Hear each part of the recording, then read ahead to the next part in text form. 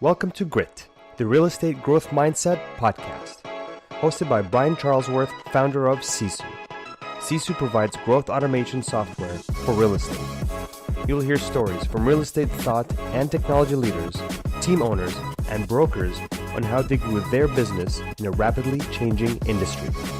You'll learn how to transform your brokerage and teams into a high-performing and analytics-driven business so you have a new, durable, competitive advantage against disruption in your market.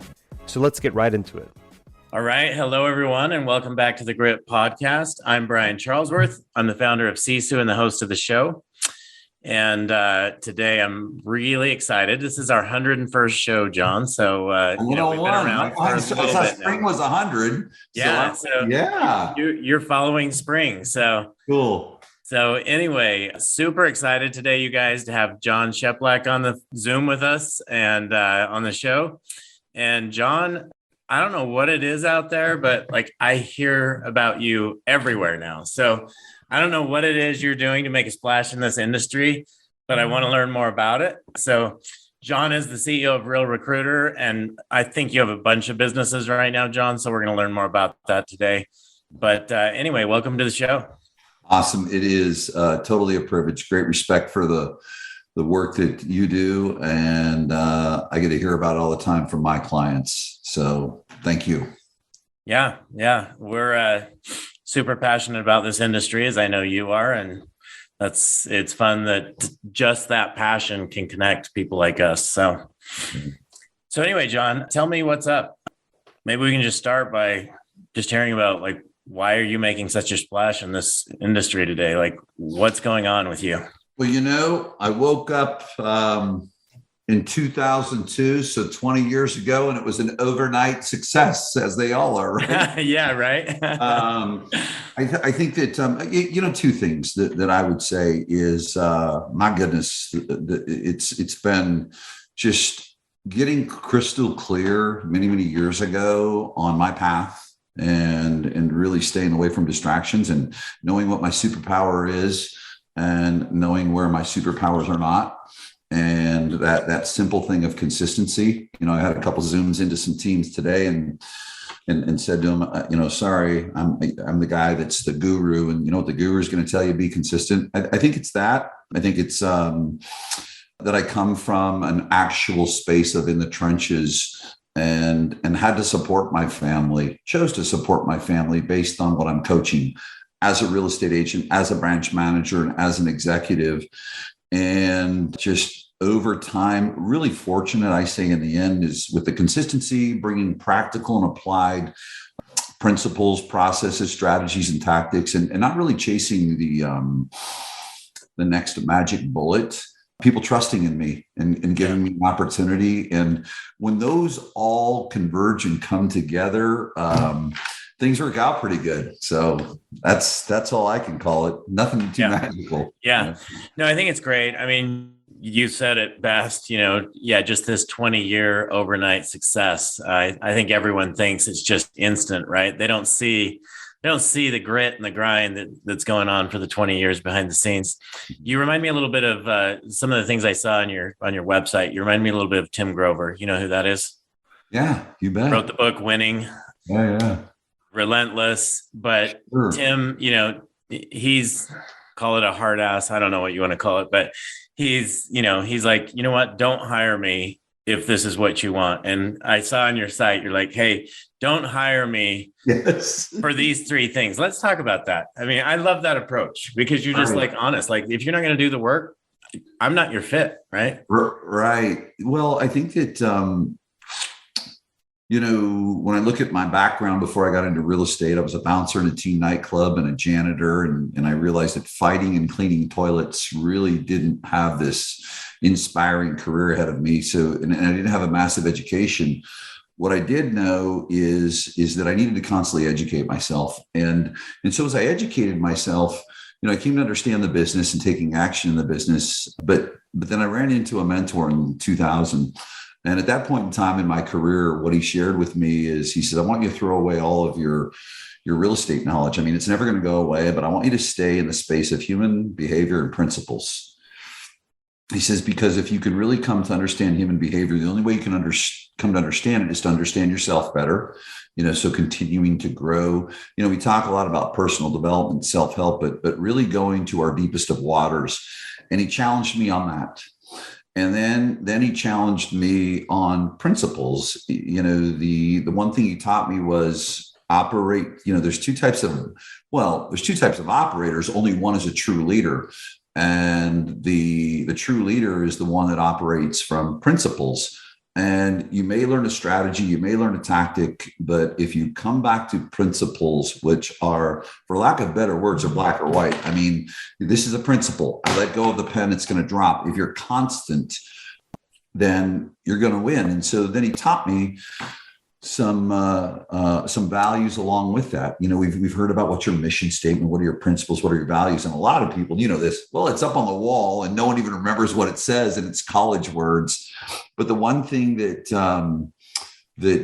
he taught me was to show up as you. Show up as you. He said, so much of marketing today takes us away from who we are, and he said, the one thing that we all want more permission of is just being ourselves, and more and more and more. And so for me, it was really, really simple okay, I can be myself. It's a lot of work. It's already a lot of work as it is, and stay in that spot. So for me, it was learning those principles, learning the principle that he taught me of move towards conflict for resolution before it comes drama. Well, to move towards conflict, you have to be straight up with people. You can't operate, well, I like Brian, so I'm going to just kind of not maybe go there. I think it was also part of not being burned. I don't think we've been burned. I mean, you're where you're at with mistakes that were classrooms, I would guarantee, right? Yes, for sure. So mostly I look at it as being burned, but learning that every time that I wasn't just piercing and crystal clear with people and detached from how they choose to feel about it, as long as it was aligned with principles I believed in, I think that was my greatest freedom multiplier in the business. And the second part to that was, it's the way that, fortunately, my avatar, I chose an avatar, a customer, ideal customer. It was in the top 1%. And this, certainly your business is broader scope, but I will guarantee the 1%ers are honed in on what you provide big time to be able to scale these businesses, and they want the truth. And so I've just paid attention to, that's what people want. They want the truth. And it's really easy to do that. Yeah. Right. Yeah. Just one thing you said that stands out for me is, it's being, and I think so many people live in the past or maybe in the future, but being in the present, right? I see you on stage. I think you do a phenomenal job of that, and you're just in the present. So anyway, I love that about you. So you're partnering right now, I know, with Dan Beer. Yeah. You just brought in Bill Pipes, made a big splash. What's going on? Like, what are you doing here behind the scenes? Right? Like, what is your vision? What is your vision of where this is all going, and what excites you? Yeah, this is good because, the neat thing about it is it comes down to a foundation, and I share with people my mission statement. My mission statement is to serve, lead, inspire people to want to have a positive life experience as a result of the real estate business. And one thing I'd share with anyone, if you're hearing this and people have said, you got to go to this classroom to learn the mission statement. It goes, sit in a yoga stance for 10 hours on a rock to get your mission statement or whatever. Just make sure it serves the greater good. That's been my mission. And so, couple of things, even my clients and some of my coaches that work for me. Well, what's going on? I'm kind of confused. And you know how us visionaries are. We get way out in front and then backfill, right? Hey, You all understand what I'm doing. Here's what I'm doing. Staying in that mission. And then one of my emerging values is abundance. It's talked about a lot. And so it's kind of interesting because I've got my Cheplak Live coaching business, which is me coaching, me speaking, and my coaches. And then wait a minute, you're over here in this Agent Academy thing. And then you've got a coaching business over there. Gosh, doesn't that dilute your brand?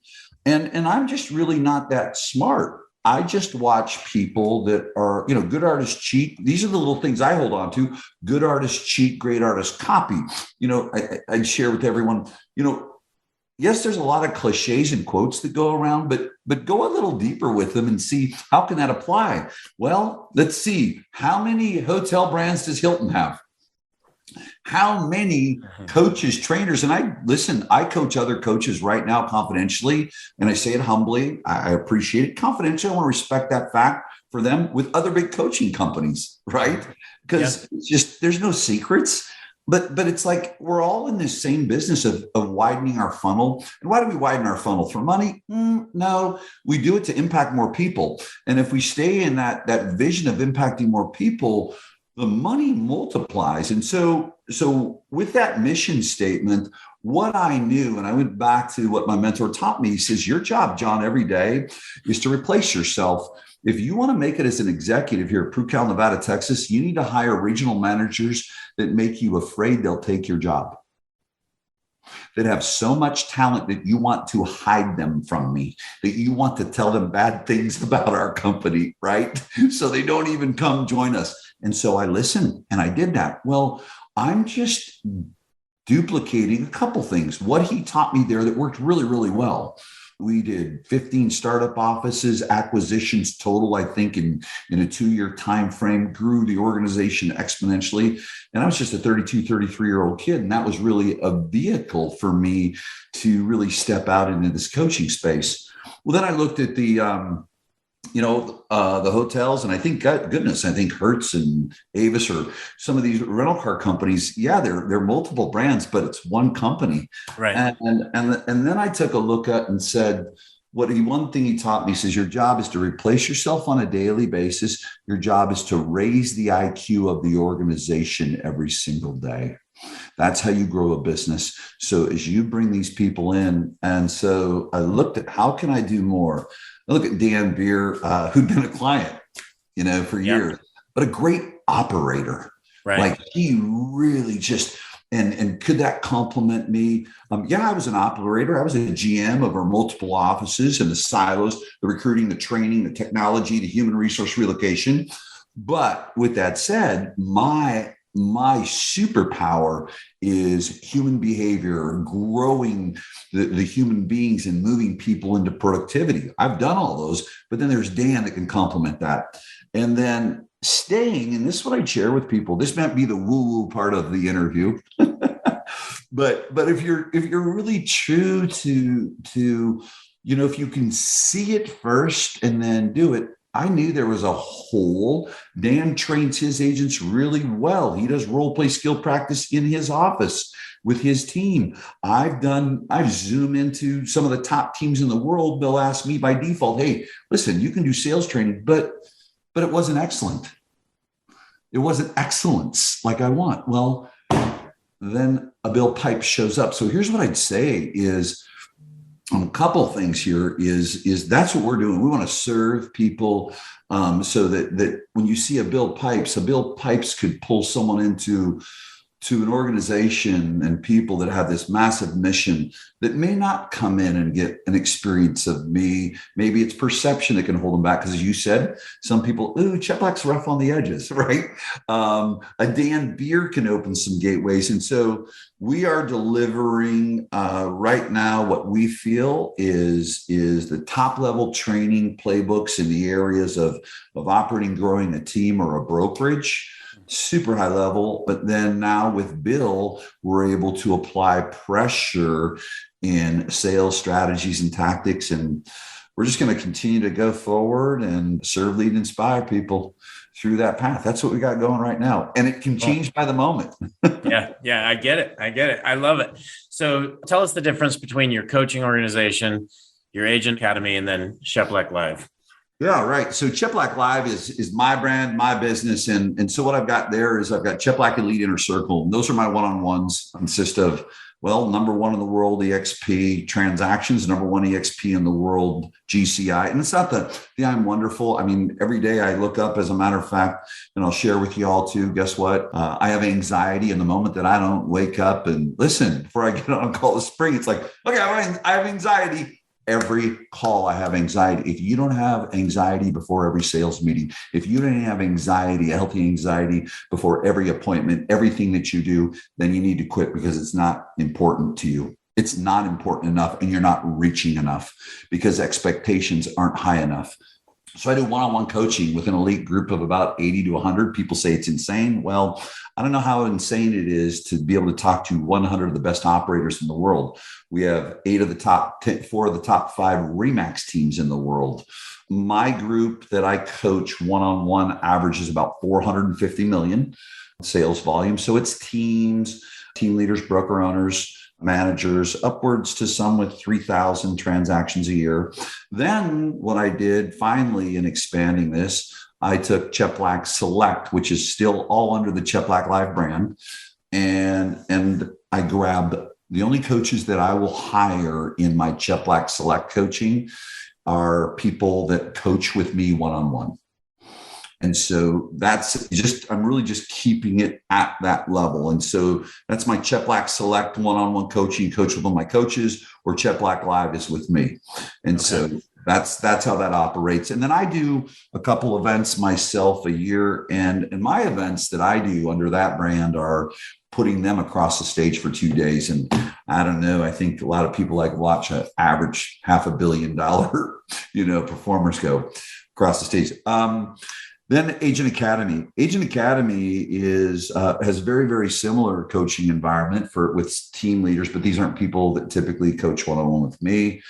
We do have one, I think, or two, but then we've also got so that's our platinum coaching. Then we have an accelerator coaching. That's for more of the up and coming. You've got to be doing a minimum 20 million. So there's a coaching program there. We've got training for all the business silos up in Agent Academy, really at a platinum level, but all can come in. We do the ISA playbook. We do the operations playbook. We do the sales manager manifesto. And then we do recruiting and leadership event. Then when we go into the sales environment of it, we just, with Bill now, which we're so grateful to have on board with us, we've got a sales velocity 12-week program that we'll be launching. This is the first that's going out there public. So here we go. All right. Big announcement, guys. Yeah, big one. We will be doing a 3-day sales mastery live in-person course. So it'll be for individual agents or teams to bring their people in. And then Bill will have coaching under that. So that's the two businesses. And the really neat thing, people say, well, geez, Louise, John, but what about, you look at partnerships and you look at, well, what if someone wants to coach here or coach there? It's pretty neat. Dan and I have been friends for 4 years, and I want to share this with people because I think it's important because it's the behind the scenes stuff there's challenges with where that person come from, where this person come from, and where, all this. Dan and I have only argued about money once. Well, we've probably argued about it 10 or 12 times. But the one thing is, on that deal, your people did more. So I'm going to go outside the partnership agreement and you're going to get more on that one. Yeah. Those are our arguments, right? Dan's certainly in the EXP brand, very, all of our training is brand agnostic. We had every brand in the room in Nashville. Yeah. But we did an EXP event last July. And we have our financial relationship in the business agreement. And I said, you're getting this much more. Why? Because that was your audience. No. I go, no, the discussion's over. Because my person over here does the accounting. And I'm going to tell you something, ladies and gentlemen. If you don't count someone else's money, my mother taught me that. Don't count other people's money. Count the lives you impact. And I'm going to tell you something. I'm not saying be naive. But just really, if you just focus on the mission, the purpose of more than you ever could have imagined. As I listen to you talk about that, John, I just think abundance mentality. So many people live in scarcity. And if you can shift that to abundance, it changes your world. Well, it does. Even, I watched Dan do it and he didn't have to do it. But if anyone were to reach out to him and say, can I see your P&L? Yeah, just like that. Like he put it up on, and he didn't promise that. We do the operations playbook. There is his real-time profit and loss statement, everything. And it's like what happens is you become a vacuum. People call it a magnet. No, I call it a vacuum. When you open yourself up like that, it's just wow. It's like you take down this wall versus we put this, well, I'll show you this or I'll show you that. And it's, but I hope if anything, I hope there's a few things in our discussion that people get, but if you can capture that, listen, there are no secrets. Look at Wall Street. Aren't their earnings public, you guys? Yes. Right? They have to be, right? Right. Is that bananas? But mine's a secret because I'm superstar real estate team. Yeah, exactly. Exactly. The one thing I find that I really love about this industry, though, people, especially since I got into it about 7 years ago, people are more and more and more willing to share because I think everybody knows, like, it's one thing to know and to hear what to do, but it's another thing to execute. And it's like, I see Spring share with people in our market, right? This is what you need to do to grow your business. Are they going to execute? Hopefully they do. But anyway, the fact that you're willing to open up and share, I just think, that's what's going to drive your world forward as well. Yeah. Well, that's a good old principle though, too. And it's a cliche, but it's not cliche if you put it into action and strive for it. By no means is it perfection here. I'm striving, and my goodness, what do I have to live for if I've got it all figured out? But, to keep what I have that is good in my life, I've got to give it away. And to get more of what I have in my life, I've got to give it away and give it to other people. Yeah, it's a great principle. So, Jon, you just had an event in Nashville. Yeah. What was this event? Tell us about this event. Sure. It's the recruiting. I'd call it really my flagship in my wheelhouse. It's the recruiting, sales management, and leadership playbook. And so, I probably, and I always apologize to people because, we just want to over deliver. I pack in probably a week in 2 days. But the whole foundation of it is the foundation of what really allowed me to be successful as a leader because of the mentors that all came before me. Sure, I had to seek the knowledge and I had to do the work, but I listened. And the bottom line is it's based on that we are not in the real estate business. We are in the human resource, human development, human attraction business. End of discussion. It's based on the fact that your amazing software that my clients rave about, the industry raves about. Who cares if you don't have people? You've got the best sales manager on the planet, the best leads. My leads are unicorn leads. Who cares if you don't have the people? But we weave. I try and weave. I don't try. That's my focus. I weave all three of those in: recruiting, sales management, and then leadership. And so we take people through a big part of it, is breaking some myths that are out there. Mm-hmm. Because I think they're old school teaching things of recruit to your culture. There's some little things that people teach that are so backwards. Recruit to your culture. Okay. And you've probably heard someone say that before. Well, wait a minute. Let's do an inventory of your culture. Tell me everything that's wrong with it. And now ask me, do we want to recruit to that? No, we want to recruit to a subculture. So getting that mindset shift, because to grow, you have to constantly be evolving your subculture to move people, especially independent contractors. That is basically, you're in the cat herding business when you lead independent contractors. Yep. Like to come with top-down leadership with them, good luck.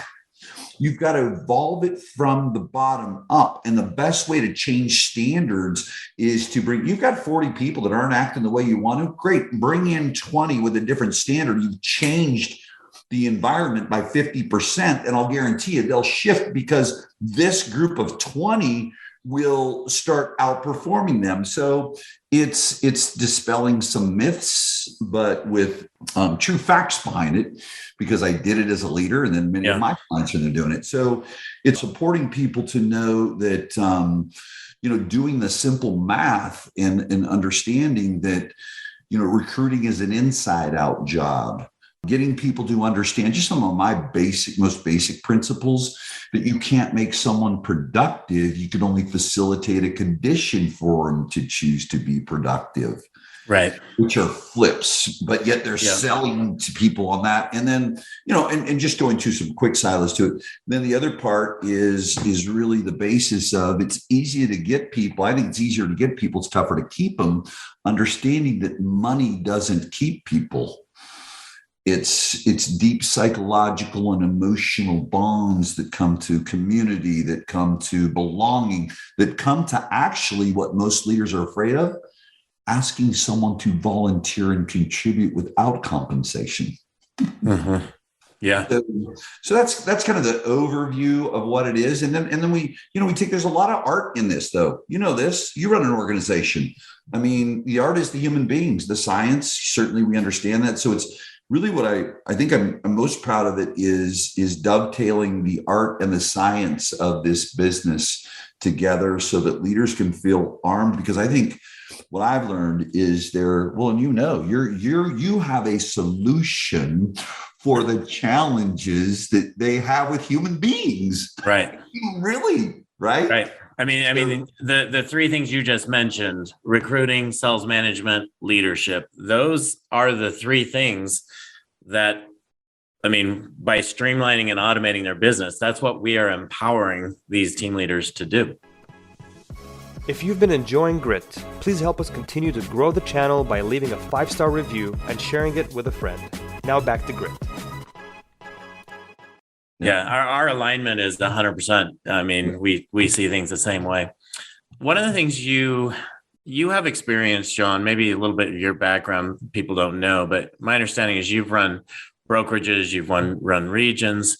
Mm-hmm. And as I look at these team leaders, like coming from that background, how important individuals are, right? Adding the human capital to your organization. Mm-hmm. A lot of team leaders, I think, are afraid to get beyond the 10, the 15, and then the 30, and then the 50, and they can't even comprehend 100 agents in their organization. It's like, it's going to be so much work, and they don't understand that it's not, right, if you have the systems in place. Mm-hmm. So what are your thoughts around that? Because I see that with team leaders all the time. And we have 2,800 teams on our platform now, and it's just I see it all the time. You've got a view behind the curtain more than I do with that stuff. Yeah. It's a lot of things. And what a really, really great question, because I think it'll really help people. Some people, quite frankly, and I don't know, I might get kicked out. I know I won't. She's great. We're so similar. My significant other, real estate, PTSD can happen. Yeah. People can go, and she dealt with that for up until 2 years ago. And nice thing with her, piss her off, she'll outperform all 8 of the people that were on her team the next year. And she did. I bet Spring's probably that same mentality too, right? Okay, fine. Yeah. Work out. But that there's a lot of it is, and I don't know if you've seen this, a lot of it's a traumatic experience they've had in growing the team. Yep. They, she was number 1 or number 2 team in the state for years for a Remax. And one day it all came, like everyone gone. Mm-hmm. And so part of it is that some people, many never get over that. That's one. Number 2, you'll have people that'll build to that 8, 9, 10, 11, 12, 13, 14, 15, whatever it may be, but they'll have heard about that story. So they're just kind of doing this one. But how they do this one is they go, but I'm going to keep knocking off $500,000 selling some houses, so I'm safe. Mm-hmm. So I think that's a really, really big one. The second, now watch this. I'll go a little bit deeper with it. And it is, you'll see a lot of imposter syndrome. Unbelievable. Yes. Right. It's like, I'm not that. Because you know what they do? I'm just a real estate agent. They judge themselves. Mm-hmm. And they don't. Right. How do they shift in the mindset from being a real estate agent to a business owner? And that's what I see the biggest challenge too, is how do they get themselves out of production? Because so many have not been able to figure that one out. Right. Where I go to, and it's a simple principle when I'm looking at that work, because I'll have people that'll come to me. I've been stuck. I've been sitting here forever. There's two parts to it. Number one, because here's the other thing though, but you've got to step through that doorway of fear. Go get in the room. And there's plenty of them. This isn't about my room. Go get in a room where you know you don't belong. And here's what I mean. Because I did that too. I remember paying 40, 50,000, wiring money in to this mastermind. I only met twice a year. And when I came in, you had to introduce yourself, and there's only 50 people in the room. And they said, so tell us about you. I said, I'm the best damn salesman on the planet. And they're like, you egomaniac. And there's 9-digit revenue people in there. Okay. Right. He says, what do you mean? Because I sold your asses on letting this kid in the room. And they laughed. Yeah. So my point being is I get the privilege of being here today because I walked into rooms where I didn't belong. They would say, you do belong. That's something you create. That's number one. And listen, I'd endorse any coaching company. Just if you've got a relationship in a coaching company or know someone, jump into their room that you feel you do not belong, because here's what's going to happen. What you have talking to that agent is you need to see that the person that's doing it is no different than you. Mm-hmm. You need to see that the person that is doing this massive numbers has the same problems that you do. You need to see that all this stuff that you see out there, oh my goodness, it's a mess back there, just like me. Mm-hmm. So I think that's where, when we talk about everything has its duality. Get in the rooms with the smart people. Yeah, I'll get smarter. Get in the rooms. It's like my mentor said to me, you had a 5,000 agent company, says, pay more attention to what I don't do right. Yeah. Notice those things, because I want you to see that I've been able to do this, but I screw up along the way and it's okay. So that's number one. Get in those rooms. But most importantly, I want you to look at not from a place of judgment, but from a place of relatability. Oh my gosh, they're not that different than me. They just took the next right action step. Now, going deeper with it, I think that here's the thing to look at, and it's very interesting. It's like my mentor said to me is when I went from having 100 agents in a real estate office to 100 offices with our trademark licensed companies and owned companies. It's like, hello, scared. Is to go to the next level, your studies, your commitment needs to be inside, not out. I will tell you this, like my leaders that have been were stuck, I didn't give them real estate knowledge. Think about this, ladies and gentlemen. When you're at that point and you got 7, 8, 9 people, even 5 people, you probably know how to sell real estate, and you probably know how to sell a lot of it. But now what you're looking at is, how do I interact and understand human beings? Well, you've got to study that stuff. Like, for example, my clients, Dan Beer, most people would hear this, and he said it on stage at the Operations Playbook. We were doing that. My number one business leadership book is The Heart of the Soul by Gary Zukav. People are like, what?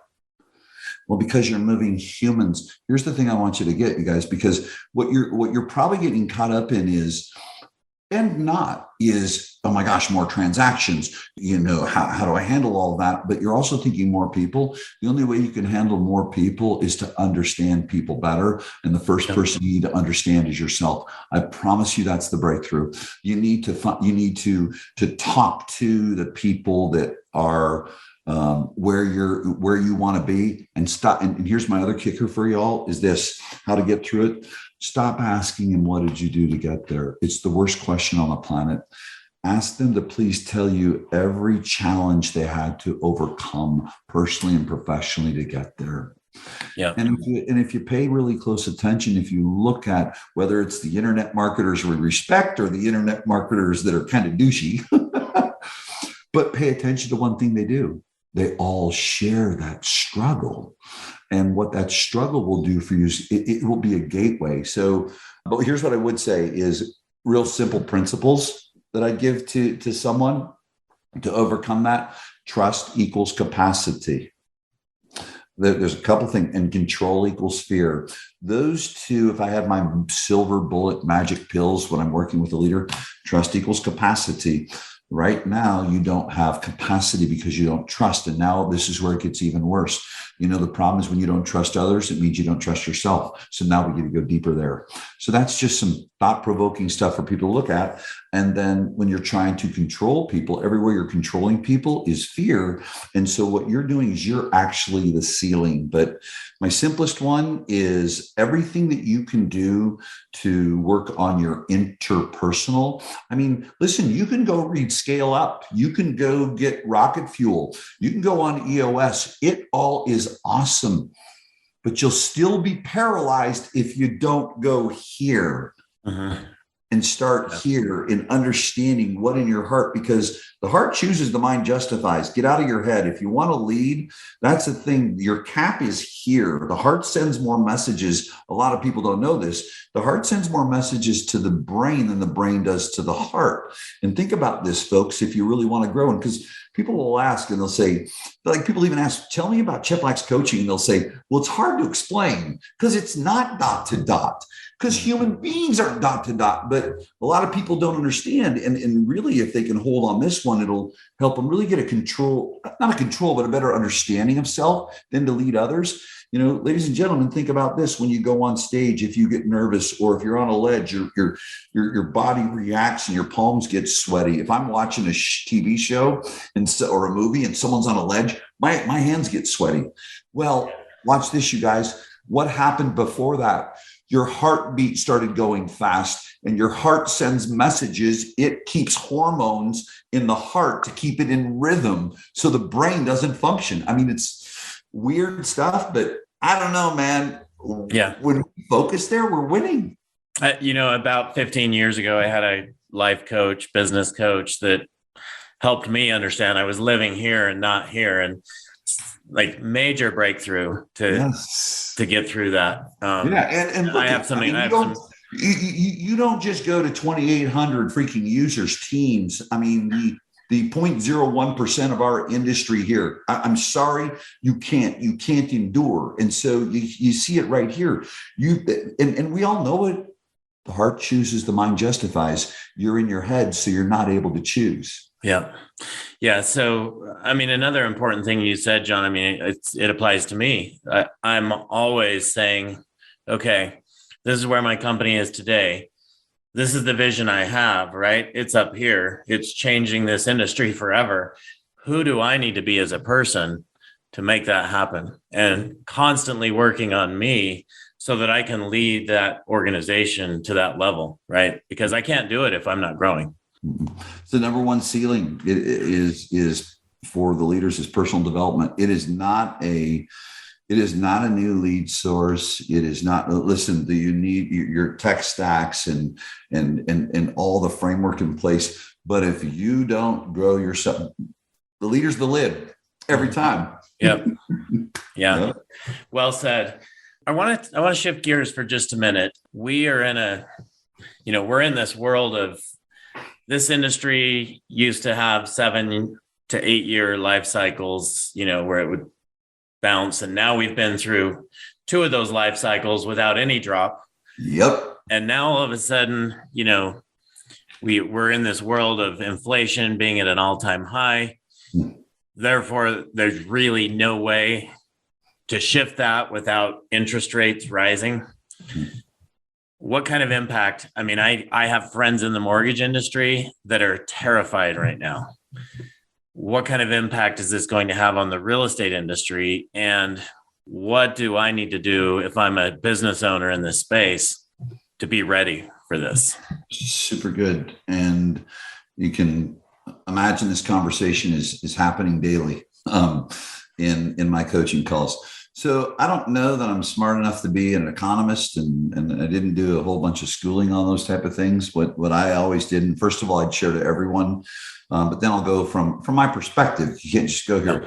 Remember this, ladies and gentlemen, you're not in an inventory economy. You're not an interest rate economy. You're in an action economy, period.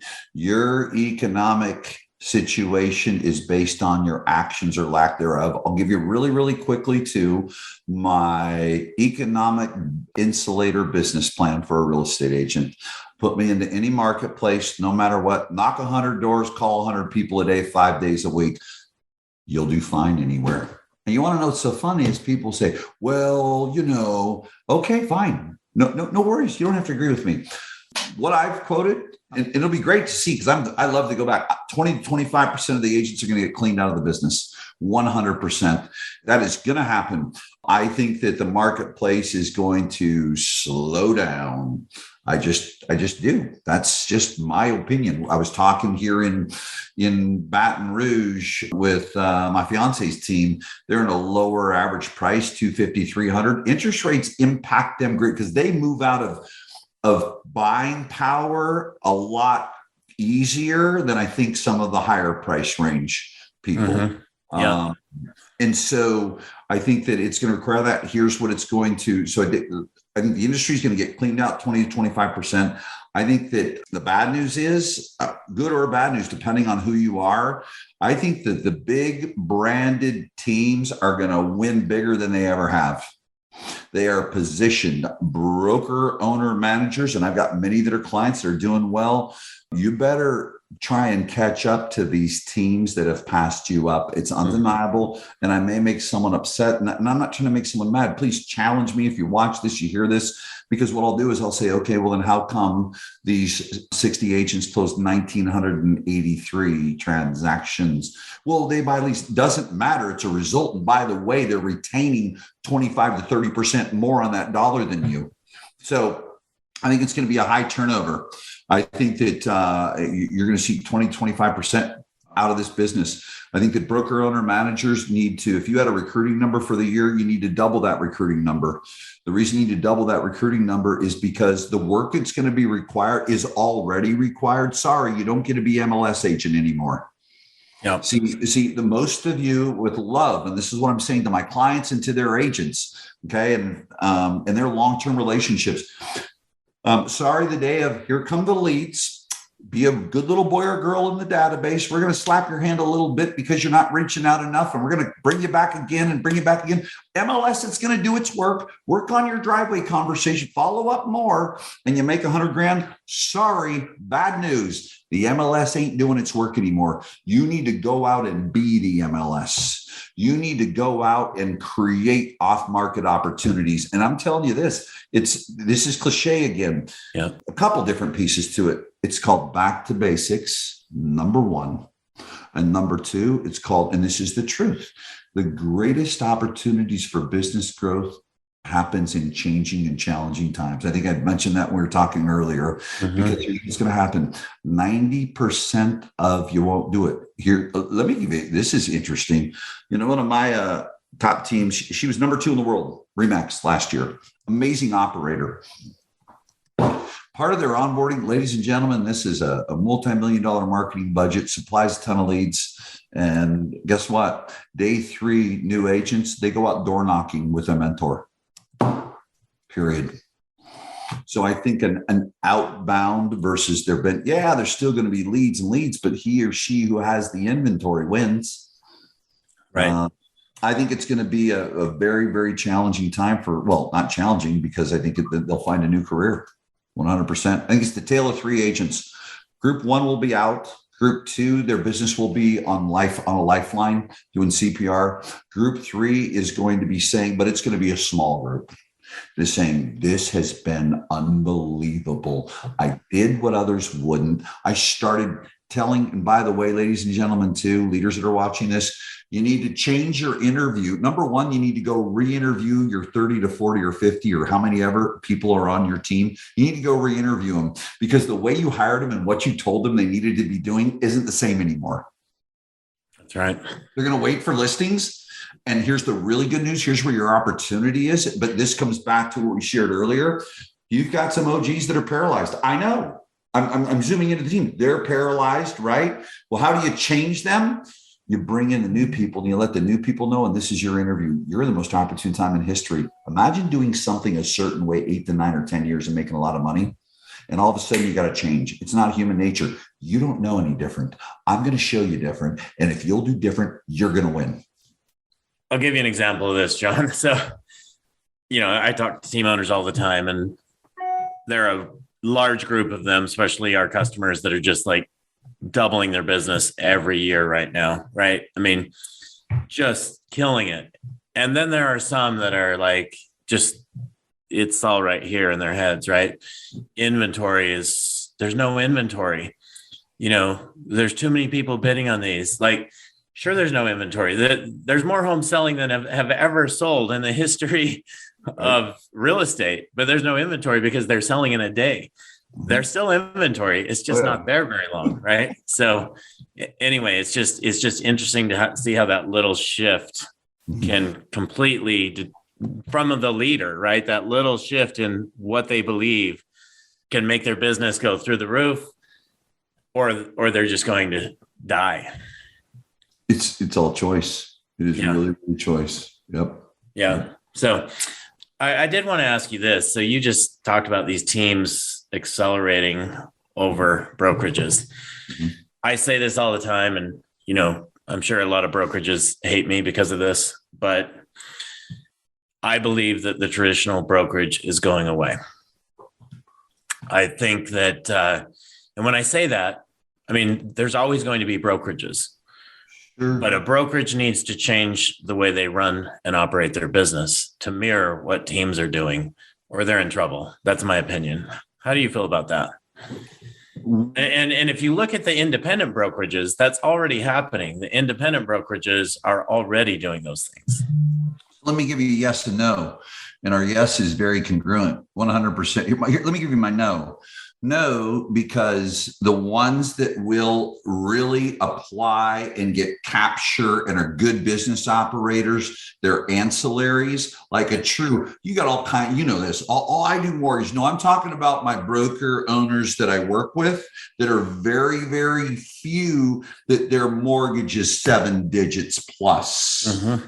Right? The title is 7 digits plus. But guess what? That's not the traditional brokerage. I'm sorry. In any broker owners that are sitting out saying, oh, yes, it is. I have it. Good. Show me the P&L. Yeah. Show me the P&L. You're not an operator. You're embarrassing. You're embarrassing. You're pretending. Just the fact of what you just said, that their mortgage and title businesses are 7 digits plus, that means they're not running their business like a traditional brokerage. A traditional brokerage, in my opinion, has no influence on getting people to use their ancillaries. Mm-hmm. So they've already made the shift if they've got those businesses, in my opinion. Oh, yeah. See, now, and here's who's going to stay around. But here's what it's been, though, too. And 80 to 90% of typical brokerages that make a profit, it's because if you took the owner off the sales floor, guess what? There'd be no profit. That's not a business. That is not a business. And so it's been gone, but like it's history. When these teams, the teams are out recruiting the branch they work in, the brokerage they work in. Agents are understanding and seeing investment return. Oh, but they're splits. Well, no, but see, here's the thing, shallow thinking. Well, I give them a 75 or an 80 or 90. Well, guess what? My time's worth more. I'll take a 50 all day long because I'm not having to invest the dollars and my time to generate that person. You've put the lift and haul on that. Actually, my net at the end of the day, if I value my time, is greater in that situation. Now, so my answer to you, they're in trouble. Yeah, they're in trouble. I mean, if you want to do it for a hobby and have a place to hang your license and sell a bunch of real estate, great. But boy, I tell you, they're in trouble. They're in trouble. But yet I've got mine I work with. They're doing really, really well. But guess what? Mortgage, title. I mean, Right. Yep. Yeah. Okay. Great. I think we're on the same page as far as, you've got the 25% of the agents are going to disappear, and the brokerages that don't shift are going to disappear. They're going to end up working for a team. Oh my God, I'm terrible. Can you? I had to say it, and brokers listen to it. Listen, not everyone's going to love what I say, but sometimes we need to have that little zinger and go, oh, you might be right. I better wake up or make some changes. Yeah, I mean, the reality is, you just need to be running your business like a business. And if you're not doing that, you're in trouble. So, John, I could spend hours here with you, but we're out of time. So I want to ask you just last question. Yeah. Well, two things. Number one, what is what is the most important advice you could give to somebody right now? And you've given tons of advice already, so you may not have something that comes to mind. And then the second thing, I just want people to know how they can best get a hold of you. Sure. The single most important thing to do is to be self-serving, not self-centered. And here's what I mean. I'm sure, your audience is a lot of leaders, and mine is too. And there's this thing in you that really wants to help other people. And the mistake we can make, especially the amazing, alpha women that we work with. I mean, you've got this thing inside you that is from being, empathy and the power of a woman is take care of yourself first, period. It's non-negotiable, especially the women in business. Take care of your health and your wellness first. Be self-serving, not self-centered. Because one of the biggest breakthroughs I've found for leaders and even in parents, and my significant other leaves the house at spring. I mean, we'll have to hang out sometime. They're the same. 4:40 a.m. She's out the door. She's working out every day and running a business. Take care, whoever you are. Take care of your health, wellness, your nutrition, your being before anyone and everything. Otherwise, you're being you're not even going to show up as the best version of yourself, period. That's my number one. Want to change your outer world, got to change your inner world. I can be cheplaklive.com or my personal Facebook page. I tell everyone my personal Jon Cheplak personal Facebook page, it's a business website. It's a hangout, but cheplaklive.com is a good place to go hang out too, man. Yeah, you can just go search Cheplak. You're going to find him. So anyway, John, thank you so much for being on the show today. Really appreciate it. Tons and tons of valuable content for our listeners. So thank you. And everyone, thanks for listening to the show. And we will catch you again next week. Have a good one, John. Thanks, brother. Thank you for joining us on our podcast. If you have an interest in a free 7-day trial of Sisu, go to sisu.co, sisu.co. Make sure that you use the coupon code GRIT, that's GRIT, to waive all your setup fees and receive a 10% discount on your subscription. If you enjoyed listening to this podcast and want to subscribe, search GRIT, the Real Estate Growth Mindset, on iTunes, Spotify, or Podbean. And with that, we'll catch you next time. Take care.